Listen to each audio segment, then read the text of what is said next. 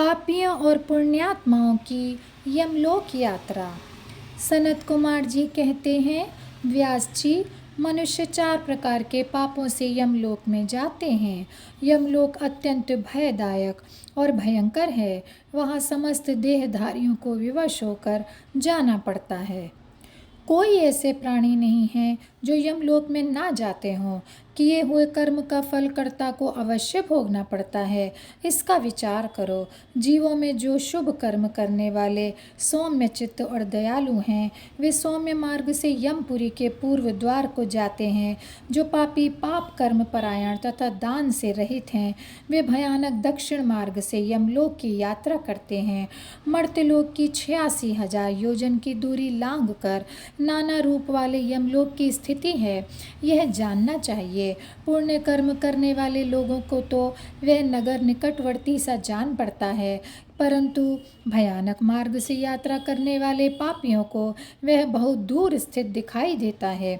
वहाँ का मार्ग कहीं तो तीखे कांटों से युक्त है, कहीं कंकड़ों से व्याप्त है, कहीं छुरे की धार के समान तीखे पत्थर उस मार्ग पर जड़े गए हैं, कहीं बड़ी भारी कीचड़ फैली हुई है।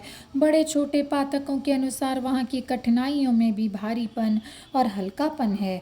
कहीं कहीं यमपुरी के मार्ग पर लोहे की सुई के समान तीखे डाब फैले हुए हैं। तदनंतर यमपुरी के मार्ग की भीषण यातनाओं और कष्टों का वर्णन करके सनत कुमार जी ने कहा, व्यास जी, जिन्होंने कभी दान नहीं किया है, वे लोग ही इस प्रकार दुख उठाते और सुख की याचना करते हुए उस मार्ग पर जाते हैं। जिन्होंने पहले से ही दान रूपी पाथेय राह खर्च ले रखा है, वे सुखपूर्वक यमलोक की यात्रा करते हैं। इस रीति से कष्ट उठाकर पापी जीव जब प्रेतपुरी में पहुंच जाते हैं, तब उनके विषय में यमराज जी को सूचना दी जाती है।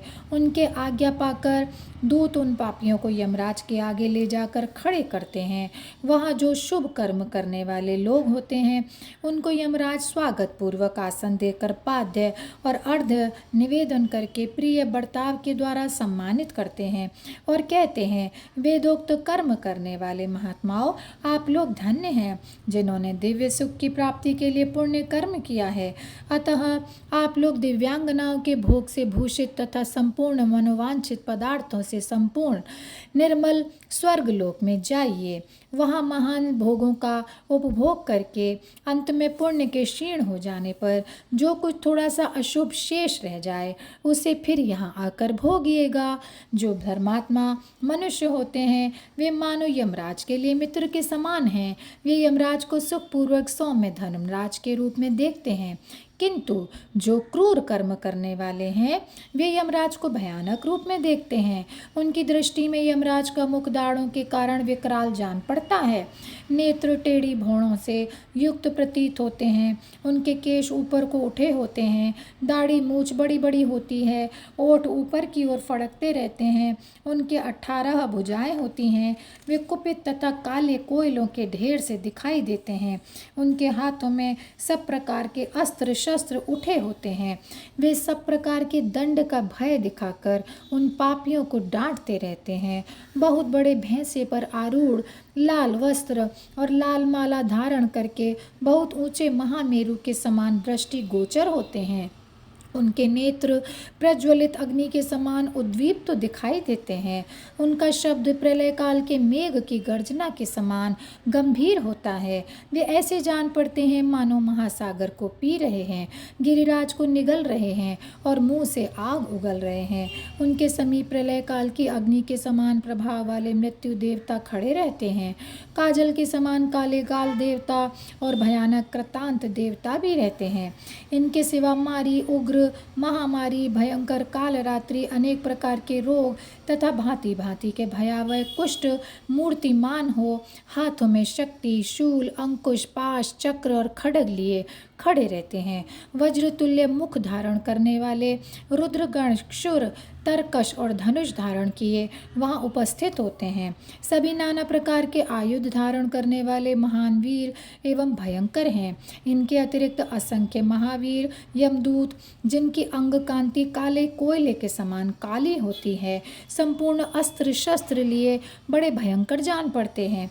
ऐसे परिवार से घिरे हुए घोर यमराज तथा भीषण चित्रगुप्त को पापिष्ट प्राणी देखते हैं। यमराज उन पाप कर्मियों को बहुत डांटते हैं और भगवान चित्रगुप्त धर्मयुक्त वचनों द्वारा उन्हें समझाते हैं। और यहीं पर यह अध्याय समाप्त होता है। ओम नमः शिवाय, ओम नमः शिवाय, ओम नमः शिवाय। ओम नमः शिवाय, ओम नमः शिवाय, ओम नमः शिवाय, ओम नमः शिवाय, ओम नमः शिवाय, ओम नमः शिवाय, नमः शिवाय, नमः शिवाय, नमः शिवाय।